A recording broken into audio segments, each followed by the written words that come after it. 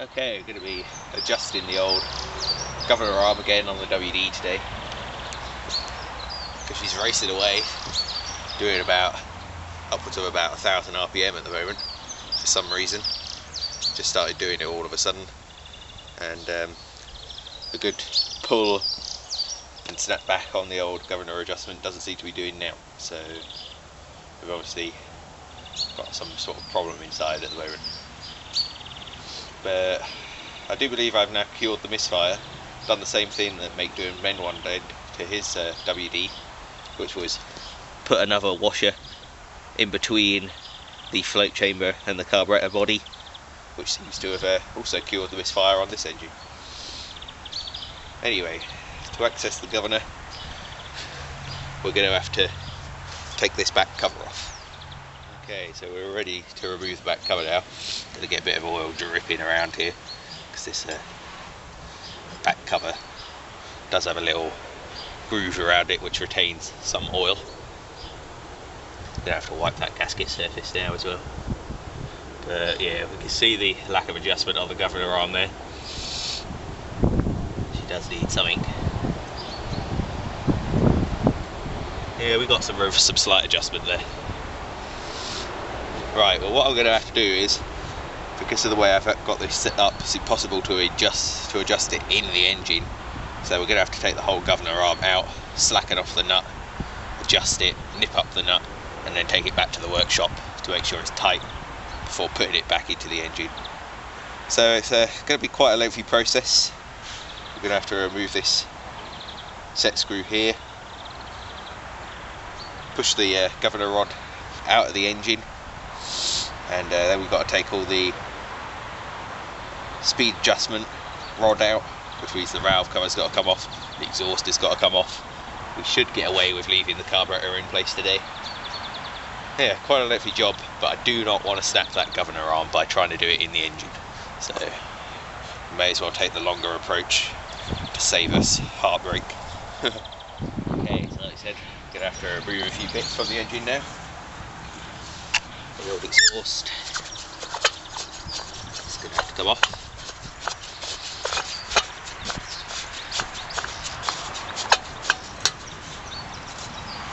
We're going to have to remove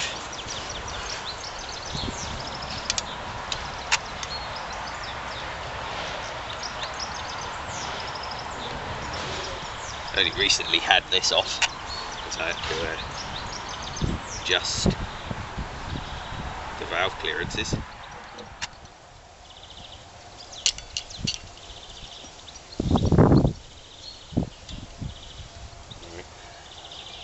Okay, going to have to carefully prise away that gasket now. Okay, hopefully in there you can see the little tiny split pin that stops this governor adjustment from unscrewing any further, and this bolt plate here coming into contact with the tappet. Just going to have to squeeze that in.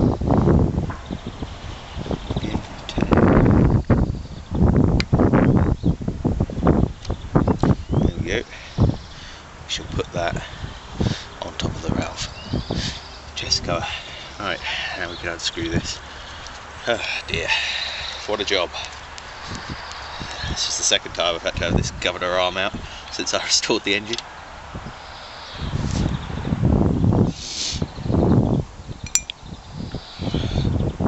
There's a little spring, and finally the governor rod itself. Right, we're making progress now. Now we've got to go back around to the back of the engine to continue the old job. Okay, back at the back of the engine now. Got to remove the set screw. Got an Allen key, the right size for my box of old Allen keys. There we go. Going to remove that set screw.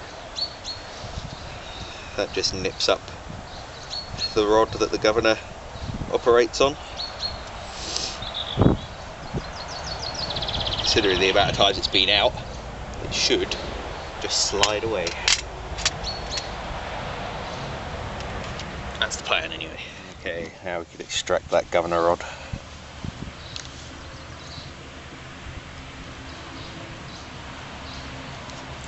Engine slings plenty of oil around. this whole shaft is greased up pretty nice. Right, well, there she is. One governor arm.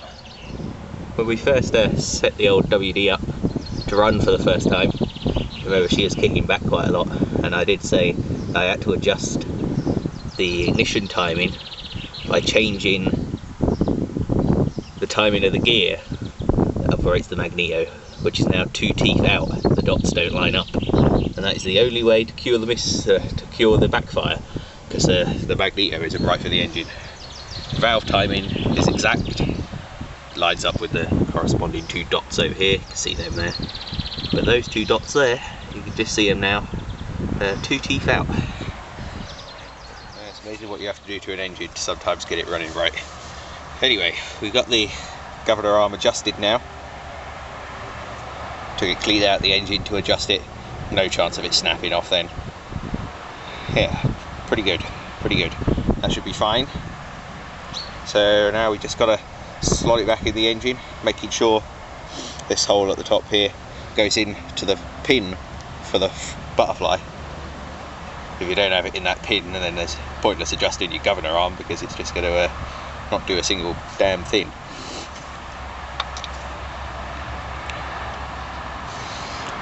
Right, anyway, I'm going to do this bit off camera. There, you got the governor arm in there now.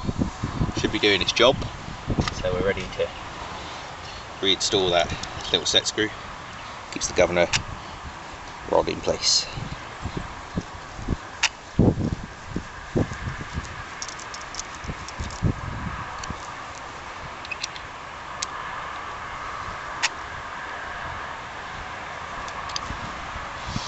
Right, there we go. Got a little bit of extra travel there. The governor, the butterfly actually closes off there, and then the weights have got a little further to travel just to keep it nice and closed. Right, hopefully that should work. Can't see any other way of getting around it. Okay, so I just got to put the rest of the governor assembly back together. Oh, joys. If I never have to see that governor rod again, it'll be good.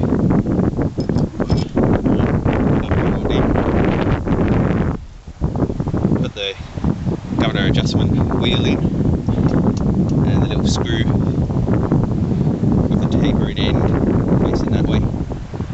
The larger end goes into the hole in the governor rod.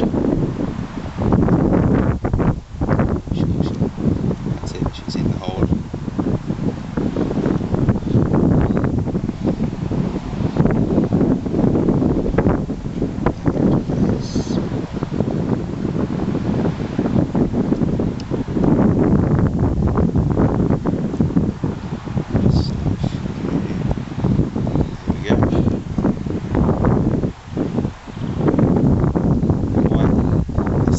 Design that. Alright, now for the split pin.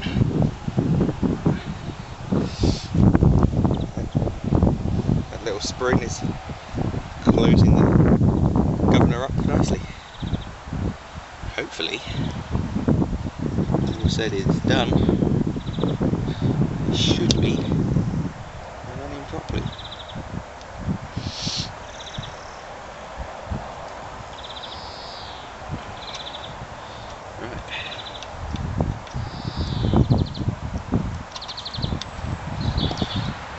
So now, if we look in there, yep, our throttle's open. That's it.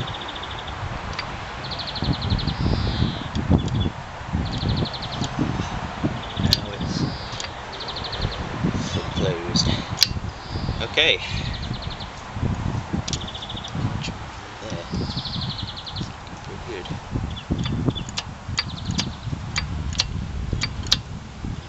Yeah, that should be good.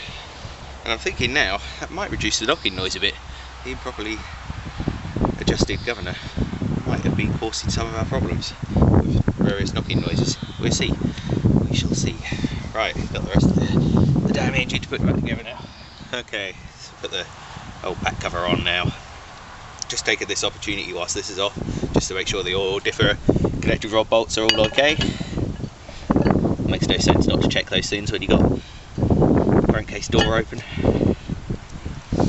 Right, anyway, just going to nip up those bolts and put the rest of the engine back together. Right, see if we can just give her a quick run with no water, see if we've managed to actually slow her down.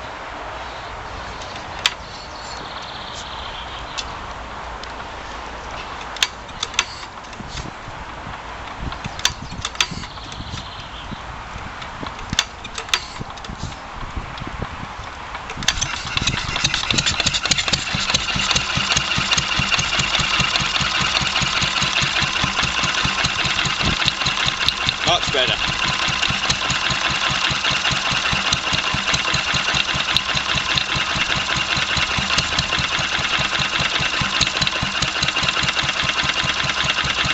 About 600 RPM. That's where we used to have her.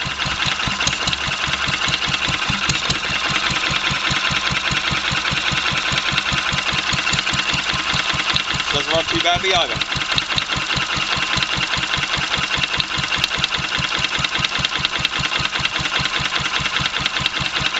Knock it is a little bit less again.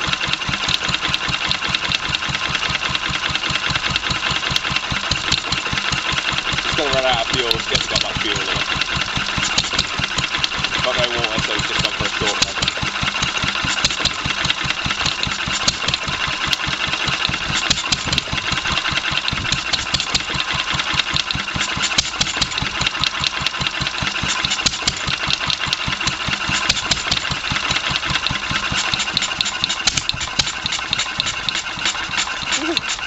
The backfire which is running out of fuel then.